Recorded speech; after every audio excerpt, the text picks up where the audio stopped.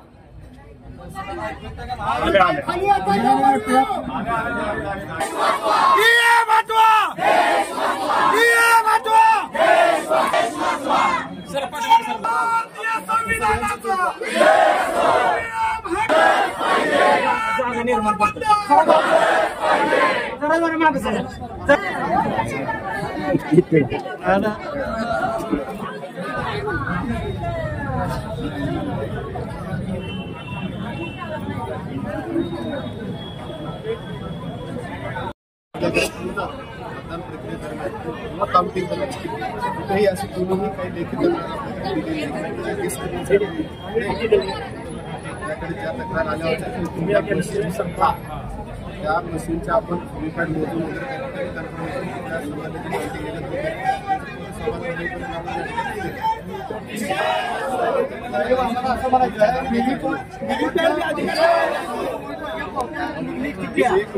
पूर्ण काउंटिंग तुम्ही जो अर्ज दिला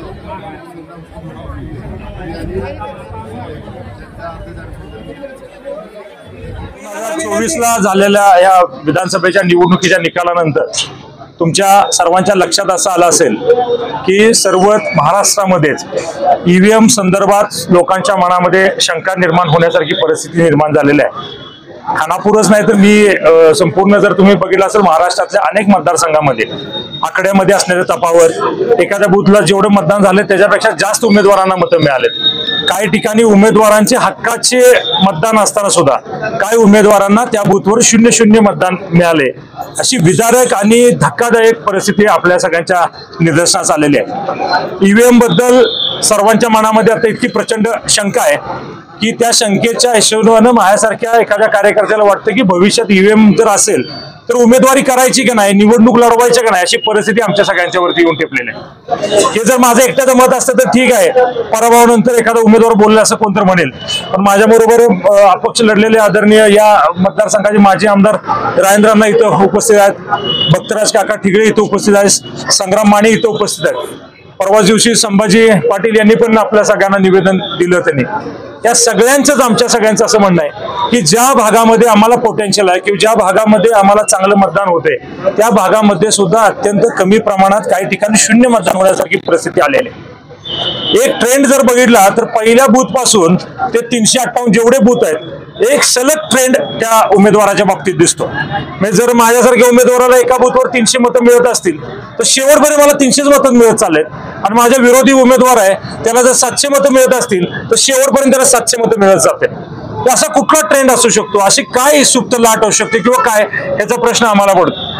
या मतदारसंघात आम्ही सगळेच मंडळी गेली 10-20 वर्ष अण्णांसारखे जवळजवळ 30-35 वर्ष राजकारणामध्ये सक्रिय असणारी मंडळी, सर्वांच्या सुखदुःखात जाणं, अडीअडचणी सोडवणं, लोकांच्या लोकभावनेप्रमाणे काम करणारी सगळी मंडळी आहेत.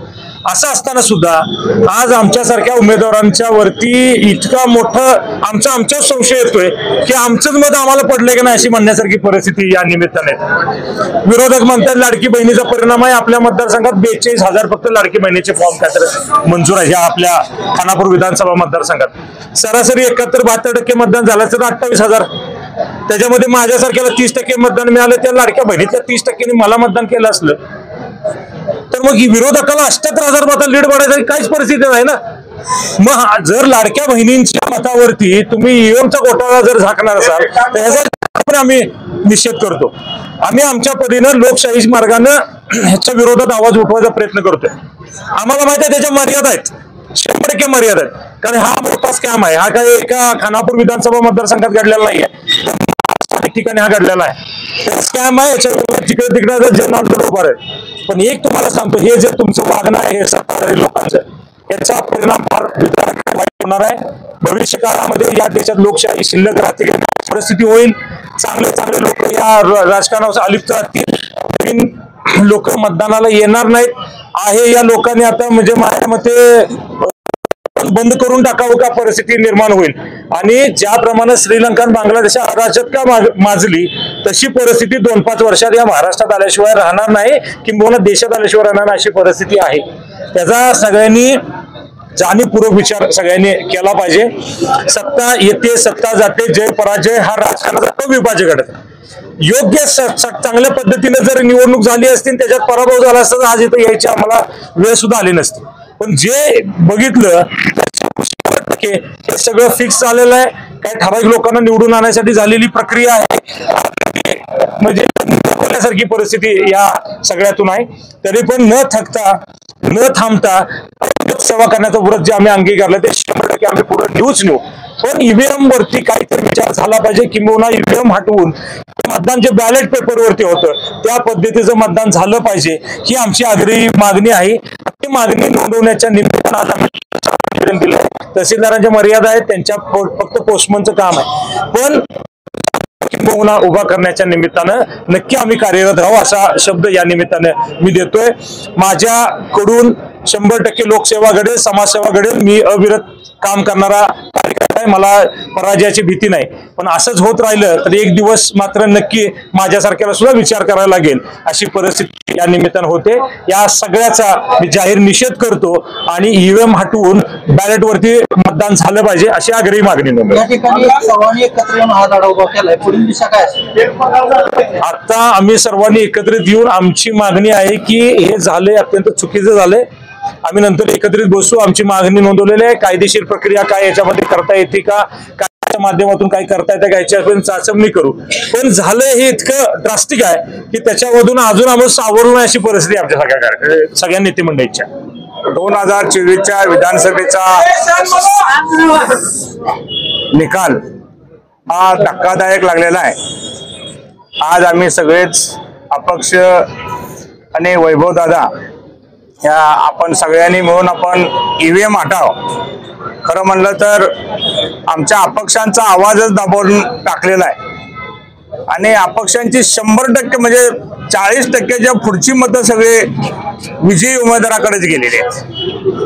म्हणजे आमच्या हक्काच्या गावामध्ये सुद्धा आम्हाला मतदान पडलेलं नाही, हक्काच्या माणसांचे सुद्धा मतदान पडलं नाही असं चित्र दिसतंय.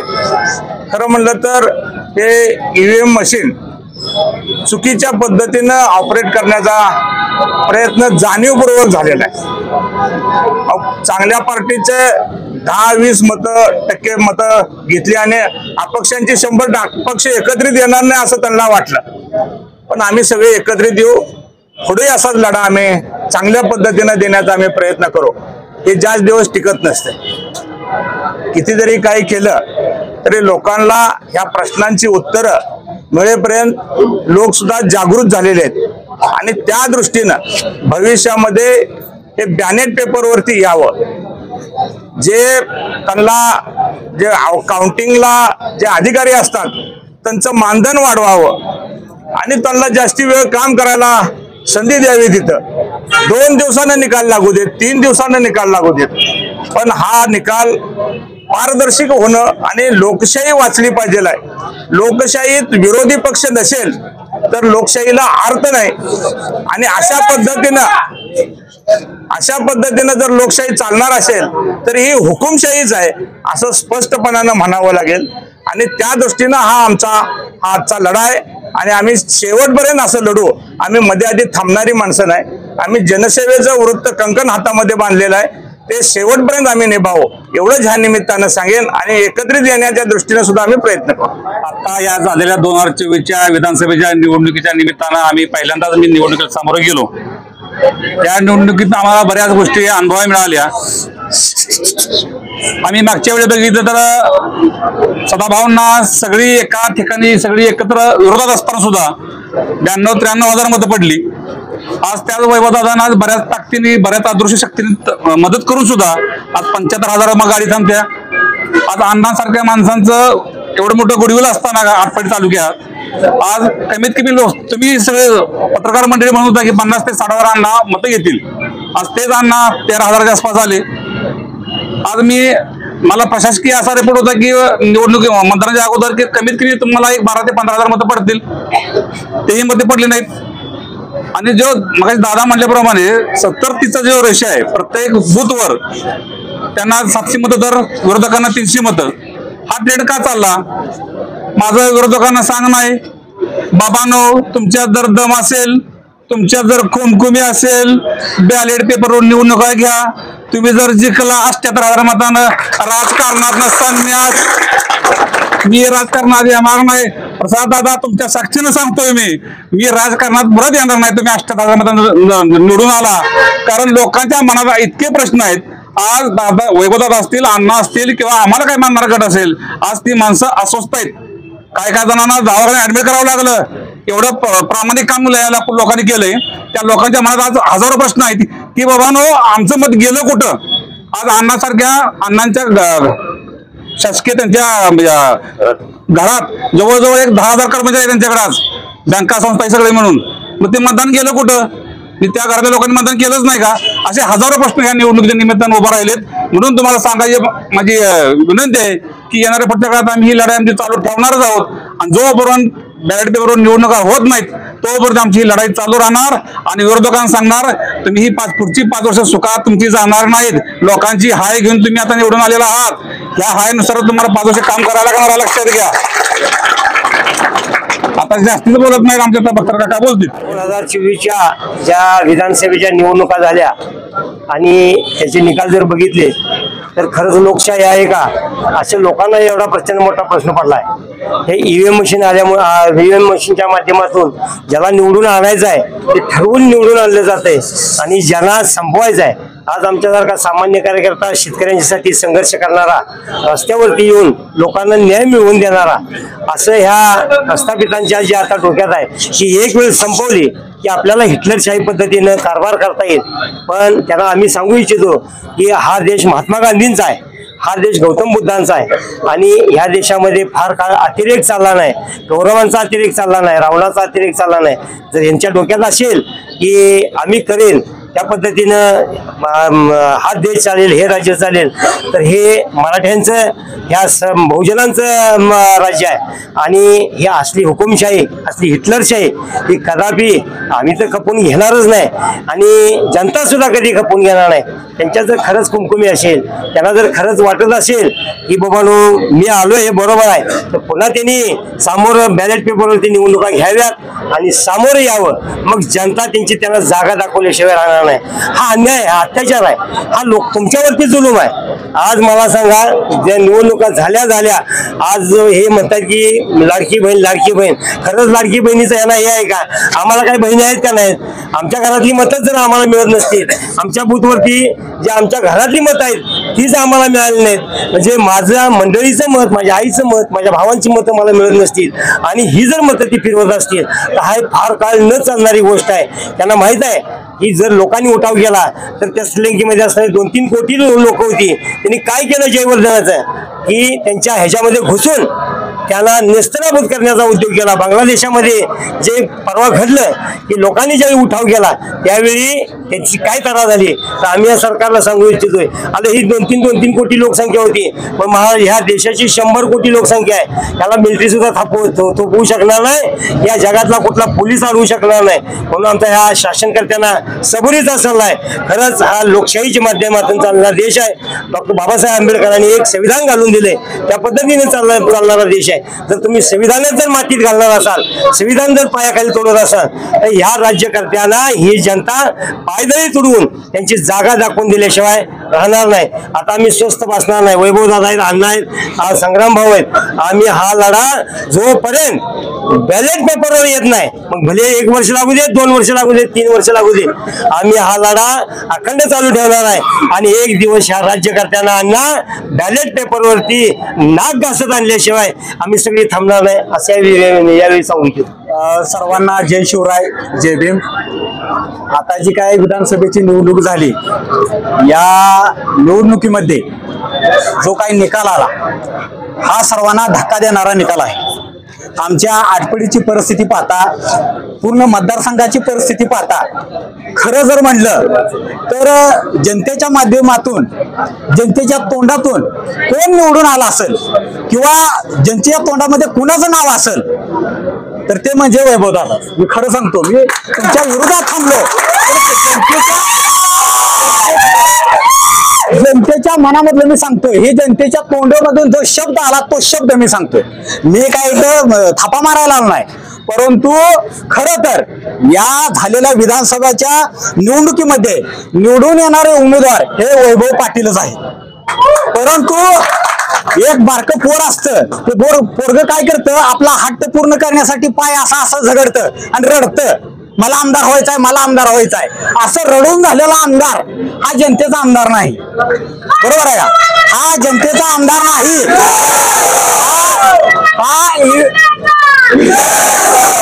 हा आमदार ईव्हीएम मशीन मध्ये घोटाळा करून दुसऱ्याचे पाय चाटून हा आमदार झालेले आहे. त्यांचं वैयक्तिक अस्तित्व असं काही नाही. आज तागायत आपण बघतोय की या मतदारसंघामध्ये जेवढे पण आतापर्यंत आमदार झाले, बरोबर आहे, त्यांचं लीड आपण बघितलं तर 26,000 पर्यंत आहे. परंतु 78,000 लीड असं काय काम केलं? बरोबर आहे का? म्हणजे असा काय मोठा पराक्रम केला ते आता म्हणजे लाडक्या बहिणी. आम्हाला बहिणी नाहीत का? सगळ्यांना लाडक्या बहिणी आहेत. तुम्हाला खरं सांगतो की लाडक्या बहिणीने हे जे एकनाथ शिंदे आहेत हे राक्षसी प्रवृत्तीचे आहेत, हे सगळ्यांना माहित आहे. त्यामुळे त्या लाडक्या बहिणीने त्या राक्षसाला चांगलं ओळखलेलं आहे. हा राक्षस निवडणुकीपुरतं आपल्याला गोडगोड बोलतोय, परंतु निवडणूक झाल्यानंतर जे ह्या महिलांचे जे काही बलात्कार होत आहेत, महिलांना अत्याचार होतोय, हे अत्याचार रोखण्यासाठी हा राक्षस पुढे येत नाही. त्यामुळे माझ्या लाडक्या बहिणींनी ह्या राक्षसाला मतदान टाकलेलं नाही. हे अजून मी तुम्हाला सांगतो, हा सगळा ईव्हीएम मध्ये झालेला सगळा घोटाळा आहे. आपण बघतोय की एखादी बिल्डिंग बांधायची असेल, आपण बघतोय की गवंडी काम करायचं असेल तर त्याला मिस्त्रीच लागतो, कलर काम करायचं असेल तर त्याला पेंटर लागतो. परंतु हे निवडणूक आयोग ज्या पद्धतीने मिश्रीमध्ये त्यांना काय करणार आहे मला सांगा, बरोबर आहे का? त्यासाठी त्याला शास्त्रज्ञ पाहिजे, टेक्निकल नॉलेज पाहिजे. तरी सुद्धा हे निवडणूक आयोग म्हणते की मिश्रीमध्ये घोटाळाच होत नाही. बरोबर आहे का? मिशनमध्ये सिद्ध करून दाखवा. मग ज्यांनी ईव्हीएम मशीन तयार केली त्यांना आणा तुम्ही. ते स्वतः म्हणते की बाबा ईव्हीएम मशीन हॅक होऊ शकते, घोटाळा होऊ शकतो, मग तुम्ही का मान्य करत? आज न्यायालयापासून जे निवडणूक आयोग असेल, हे सगळे अधिकारी हे भाजपने पाळलेली सगळी टगी आहेत, हे भाजपच्या इशाऱ्यावरती चालतात. त्यामुळे जे भाजप सांगेल तेच हे करणार. भाजपच्या पुढे यांना जाता येत नाही. त्यामुळे आता आपल्या सर्व पत्रकारांच्या समोर, जनतेच्या समोर एवढं सांगतो की लोकशाही संपलेली आहे, लोकशाही राहिलेली नाही. त्यामुळे खरंच जर इथून पुढे निवडणुका चांगल्या पद्धतीने जर आपल्या मतदारसंघामध्ये महाराष्ट्रामध्ये घ्यायचे असतील किंवा करावायचे असतील तर ईव्हीएम मशीन बॅन झाली पाहिजे. जोपर्यंत ईव्हीएम मशीन बॅन होत नाही तोपर्यंत आपल्या तालुक्यातल्या जनतेला, महाराष्ट्रातल्या जनतेला न्याय मिळणार नाही. अपक्ष उमेदवारांना कोण बी असं, सगळ्या उमेदवार असू द्या, कुणालाही न्याय भेटणार नाही. त्यामुळे मी या सरकारला एवढं सांगतो, जर ईव्हीएम मशीन तुम्ही बॅन केलं नाही तर प्रत्येक बूथ वरती इथून पुढे मिशन फुटलेली दिसेल, प्रत्येक बूथ वरती मिशन फुटलेली दिसेल. त्यामुळे एवढं मी या ठिकाणी बोलतो. सरकार स्थापन करू शकत नाही अशी परिस्थिती निर्माण केली आहे. आज विचार करा, कायदा सुव्यवस्था इतकी ढासळली असताना, महिलांचे इतके जिवंत प्रश्न असताना, महिलांची सुरक्षा धोक्यात असताना आज लोकशाही खऱ्या अर्थानं पायदळी तुडवली गेली आहे. आणि आज खऱ्या अर्थानं जर लोकशाही वाचवायची असेल तर जनाक्रोश होणं गरजेचं आहे, लोक रस्त्यावर उतरणं गरजेचं आहे. आणि त्याचबरोबर जसं दादांनी सांगितलं की आपल्याला कायदेशीर पाठपुरावा करणंही गरजेचं आहे. कारण आपण रस्त्यावर उतरून किती दंगा केला तर काय म्हणते, शेवटी काय करते, कोंबलून घरी जाते. हे सगळं जर आपल्याला टाळायचं असेल तर आपल्याला कायदेशीर पाठपुरावा करणंही गरजेचं आहे. आणि मी खऱ्या अर्थानं सांगेन, जे कोणी आता पूर्ण महाराष्ट्रामध्ये जे कोणी आता ईव्हीएम मध्ये घोटाळा करून निवडून आलेले आहेत, विद्यमान आमदार झालेले आहेत, त्यांच्यासाठी ही आमदारकी नसून एक कलंक आहे. कारण ज्या वेळेस इतिहास सांगितला जाईल 2024 ला अमुक आमदार निवडून आला होता, त्यावेळेस ईव्हीएमचा फार मोठा घोटाळा झाला होता. आणि हा कलंक त्यांच्या माती लागलेला आहे. हा त्यांच्या आयुष्यात ते कधीही पुसू शकणार नाही. आज विचार करण्यासारखी गोष्ट आहे की एक संकोच वाटतं यांच्याकडे बघताना. तुम्ही लोकशाहीच्या मार्गाने जर निवडून आला असता तर आम्ही तुम्हाला शुभेच्छा दिल्या असत्या, आम्ही तुमचा जय जयकार केला असता. म्हणजे प्रत्येक माणसाचं काम आहे, प्रत्येक उमेदवाराचं काम आहे, प्रत्येक उमेदवार जो उभा राहिला त्याचं काहीतरी काम आहे. त्या माणसाला जर काही ठिकाणी शून्यमतदान होत असेल तर मग जनमत काय आहे, असं जनमताचा ओघ शक्यच नाही, संशयास्पद आहे. आणि हे संशयास्पद असलेलं सगळं ईव्हीएमच्या घोटाळ्यामुळे झालंय. आणि पुन्हा मी मागणी करते अशी की ह्या ज्या निवडणुका झाल्या त्या 70% लोकांना मान्य नाहीयेत. ह्या ईव्हीएममुळे झालेल्या ज्या निवडणुका आहेत त्या रद्द करून पुन्हा बॅलेट पेपरवर निवडणुका घेण्यात याव्यात अशी मी मागणी करते. होते का, करता येते का बघा. कारण आता जे आमदार त्यांना कोणी किंमत देणार नाही. आज 70% जनता तुमच्याकडे आमदार म्हणून बघतच नाही. मग तुम्ही कसं नमस्कार. ह्या ठिकाणी आता नुकत्याच विधानसभेचे इलेक्शन पार पडल्या आणि त्याच्यानंतर रिझल्ट पण लागले. सकाळी आपण बघितलं प्रसार माध्यमावर बघताना जेव्हा पोस्टलचं मतदान सुरू होतं त्यावेळेस महायुतीच्या सीटा पाठीमागे दाखवत होते आणि नंतर महाविकास आघाडी जसं पोस्टल संपलं आणि ईव्हीएमचं काउंटिंग सुरू झालं तसं ते आघाडीवर दाखवायला लागले. तिथून खरा गोल पूर्ण महाराष्ट्रभर जेव्हा रिझल्ट लागले तेव्हा हे रिझल्ट आमच्यासाठी अनाकलनीय आणि अविश्वसनीय होते. अगदी आम्हाला जिथं अपेक्षित होतं तिथं नाही. आणि आता आलेला निकाल पण बघा तुम्ही, म्हणजे अवरेज सगळीकडं विजयी उमेदवारांना सेम अवरेज मध्ये मतदान आहेत आणि पराजित उमेदवारांना तेच मतदान पडले. आत्ताच उदाहरण जवळचं घ्यायचं, कराड उत्तर मध्ये जे पराजित झालेले बाळासाहेब पाटील आहेत ते पराभूत झाले त्यांचं मतदान आणि पाटणमधून जे सत्यजित पाटणकर पराभूत झाले त्यांचं मतदान सारखं आहे, अगदी पराजित उमेदवाराचं सुद्धा. पण हा योगायोग जरी समजला तर आमच्या इथं खानापूर आटपाडीमधनं जे अपक्ष उमेदवार आहेत त्यांचं तर असं ओपिनियन पुढे आलं की आमच्या घरच्या लोकांनी सुद्धा मतदान दिलं नाही का. हा किती मोठा लोकशाहीचा घात आहे. आपली भारताची लोकशाही ही पूर्ण जगात एकदा आयडियल पद्धतीने आपण लोकशाहीकडे बघतो, आदर्श मानतात आपल्या लोकशाहीला. आमच्या लोकशाहीचं संविधान दिन काल साजरा झाला, त्याची सुरुवातच आहे आम्ही सारे भारतीय लोक आम्ही तयार केले आमचं संविधान. आणि अशा प्रकारे लोकशाहीची हत्या होणं हे अतिशय म्हणजे दुर्दैवाची गोष्ट आहे. पाश्चात्य देश बघा तुम्ही, अमेरिका आताच निवडणुका झाल्या राष्ट्राध्यक्ष पदाच्या, तिथं सुद्धा बॅलेट पेपरवर जर इलेक्शन होत असेल तर इथं काय असा चमत्कार. आणि ह्यांनी हा जो ईव्हीएमचा फ्रॉड आहे लाडक्या बहिणीच्या खाली तो झाकलेला आहे. कसल्या लाडक्या बहिणी, आमच्या खानापूर आटपाडीचं उदाहरण घ्यायचं झालं 40,000 मतदान लाडक्या बहिणींना आहे, त्यातल्या काही लाडक्या बहिणी आमच्या नव्हत्या का. आणि दुसरा फॅक्टर महाराष्ट्रभर हे म्हणतात अँटी इन्कम्पन्सी फॅक्टर का मतला, इथं का सत्ताधारी पण नव्हते, 10 वर्ष तर त्यांचीच सत्ता होती, हा फॅक्टर पण इथं लागू झाला नाही. आदल्या दिवशी पण तुम्ही प्रसार माध्यम लोकशाहीचा 4था स्तंभ आहे, तुम्ही स्वतः सांगत होता, तुमच्या आम्ही सगळ्या न्यूज बघत होतो, आदल्या रात्री पण म्हणत होता 5 ते 6 हजाराची काटा लढत आहे. माझं वन वे इलेक्शन असं कुठल्या तरी प्रसार माध्यमानं सांगितलं का.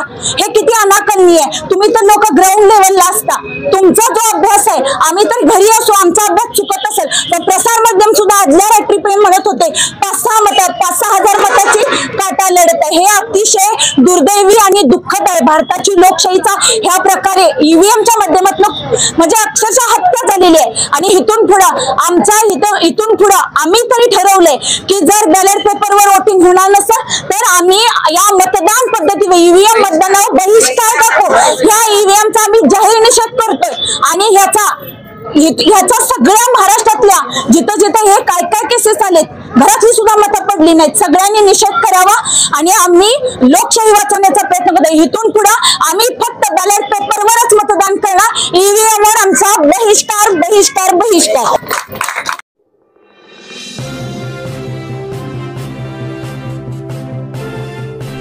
HM घाटमाता news.